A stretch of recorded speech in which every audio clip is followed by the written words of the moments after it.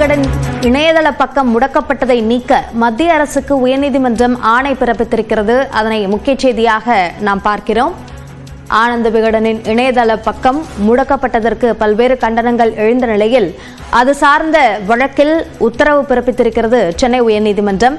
அந்த வகையில் அந்த முடக்கத்தை நீக்க வேண்டும் என்று மத்திய அரசுக்கு உத்தரவிட்டுள்ளது சென்னை உயர்நீதிமன்றம். கூடுதல் விவரங்களை நம்முடைய செய்தியாளர் மதனிடம் கேட்கலாம். மதன், உயர்நீதிமன்றம் என்னென்ன உத்தரவை பிறப்பித்துள்ளது?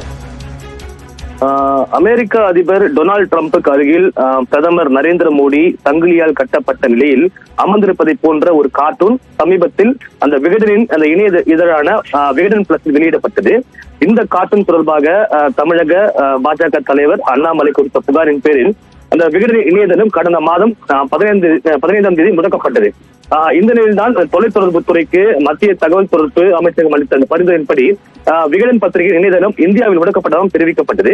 இதை எதிர்த்து சென்னை உயர்நீதிமன்றத்தில் அந்த நிறுவனம் சார்பில் வழக்கு தொடரப்பட்டது. அந்த வழக்கு தான் இன்று காலை நீதிபதி பரத சக்கரவர்த்தி முன்பு விசாரிக்க வந்தது. ஆனந்த விகடன் தரப்பில் ஆஜரான மூத்த வழக்கறிஞர் விஜய் நாராயணன், அதாவது இது போன்று கார்ட்டூன் வெளியிடுவது அந்த ஊடக சுதந்திரத்தை பறிக்கும், அதாவது இந்திய இளைஞர்களுக்கு எதிரான அது இல்ல, இந்த ஒரு நடவடிக்கை என்பது ஊடக சுதந்திரத்தை பறிக்கும் செயல் என்ற ஒரு வார்த்தை எடுத்து வைத்தார். இந்த ஒரு வார்த்தை ஏற்றுக்கொண்ட நீதிபதி இணையதளம் முடக்கப்பட்டதை நீக்குமாறு தற்போது மத்திய அரசுக்கு உத்தரவிட்டார். அதே போல சம்பந்தப்பட்ட அந்த சர்ச்சைக்குரிய கார்ட்டூனை பிளாக் செய்ய வேண்டும் என்றும் தற்போது அந்த நிறுவனத்திற்கும் தற்போது அறிவுறுத்தல் வழங்கப்பட்டுள்ளது. விரிவான விவரங்களுக்கு நன்றி மதன்.